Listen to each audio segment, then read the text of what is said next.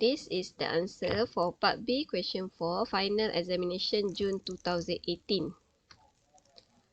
So, based on the financial statement of Jati Berhad for the year ended 31st December 2017, you are required to A1, calculate the current ratio. So the formula for current ratio is current asset divide with current liability. The information for current asset and current liability can be found in the balance sheet. Total current asset amounted to 6350000, and then the amount for current liability is 4.375 million. So divide the current asset with current liability, the current ratio is 1.45 times. And the second question, calculate the acid test ratio. Formula for acid test ratio is current asset minus closing inventory minus prepaid expenses, and then divide with current liability. Current asset, total current assets are 6.35 million minus closing inventory 3.1 million. Prepaid expenses or prepayment equal to 175,000. For current liabilities, the total amount of current liabilities are 4.375 million. So this information can be found in the balance sheet. The answer for acid test ratio is 0.7 times. Next, question 3. Calculate the inventory turnover ratio. The formula is cost of goods sold divided with closing inventory or average inventory. Since the opening inventory is not known, is unknown, so we can only use the amount of closing inventory to calculate the cost of goods sold, to calculate the inventory turnover ratio. Okay, cost of goods sold, the information can be found in the income statement. The amount is 16.5 million. And for average inventory or closing inventory, refer to the amount of closing inventory in the balance sheet amounted to 3.1 million. Okay, so the inventory turnover ratio is equal to 5.32 times or 5 times in a year. Next, number 4, calculate the average collection period. The formula is account receivable divide with credit sale divide with 360 days in a year. Because in the question it is given in the note that assume 360 days in a year. So we use 360 days instead of 365 days. Account receivable, the information is in the balance sheet. Account receivable equal to 3.1. Account receivable equal to 1.9 million. And then credit sale refer to income statement. In the income statement, sales are all credit, yeah. So equal to 22.5 million. And then divide with 360 days. So the answer for average collection period is 30 days or 30.4 days. It took about 1 month for the company to collect the debt from its debtor. Right. Next question. Question 5. Calculate time interest earned. The formula is earning before interest and tax divide with interest expense.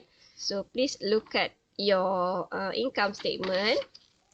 And in the income statement, you are not given the amount for earning before tax. But what we have in the income statement is net profit before tax. And this net profit before tax is after deducting the amount of interest, 500,000. Since we need the earning before interest and tax. Therefore, you have to add back the amount of interest expense, which is 500,000, to the net before tax, which is 3 million. And then divide with interest expense, 500,000. So the answer is 7 times. Next question, debt ratio. The formula is total debt divide with total asset. Total debt refer to your balance sheet. Total liabilities. Total liabilities is equal to non-current liabilities at 3.75 million plus with total current liability at 4.375 million, and then divide with total asset 20.325 million. So the answer for debt ratio is 0.4 or 40%. Next question, total asset turnover. The formula is sale divide with total asset. Sale can be found in the income statement amounted to 22.5 million, and then for total asset in the balance sheet, total asset equal to 20.325 million, and we get total asset turnover at 1.11 times or 110.7%. Okay, next. Comment made for liquidity ratio and efficiency ratio. Okay, first before we discuss about efficiency, let's discuss on liquidity first. Okay, for liquidity, you need to take into account the ratio for current ratio and acid test ratio. Okay, and then you have to compare between the ratio of Jati Berhad with the industry average. So for the first ratio, current ratio, the company current ratio is lower than industry average, which indicate lower liquidity position to meet its current liability when it's become due. Okay, 1.45 times mean the business has 1 ringgit 45 cent current asset to pay its 1 ringgit of current liabilities. Okay, for acid test ratio, the company acid test ratio indicate that the company do not have enough liquid asset to pay its current liability as compared to industry average, because 0.7 times means the business only has 70 cent current asset to pay its current liability, which is not enough. In conclusion, the liquidity position of the company is poor as compared to industry average. The reason may be due to holding too much inventory and due to poor debt collection system. Okay, next is for efficiency ratio. There are 3 ratios that you can refer to for efficiency. The first one is inventory turnover ratio, second is average collection period, and the third is total asset turnover. Okay, now we compare the ratio of industry average with Jati Berhad. For inventory turnover ratio, the company is lower, which is 5 times, okay, as compared to industry average 7 times. It means that the company takes longer time to sell goods to customer. Average collection period, the company average collection period is longer than the industry average. It indicates the company may have poor debt collection system. And then total asset turnover is 1.11 times compared to industry average 2.5 times. So the company has lower volume of sale with the given amount of asset as compared to industry average. So in conclusion, the company is not efficient in managing its asset as compared to industry average. The reasons are, number one, the company may holding too much inventory because the inventory turnover ratio is lower, and then poor debt collection system, And number 3, inefficient use of asset to generate sales. And for the next question, C1, you need to calculate the gross profit margin, net profit margin, and return on equity. Yeah?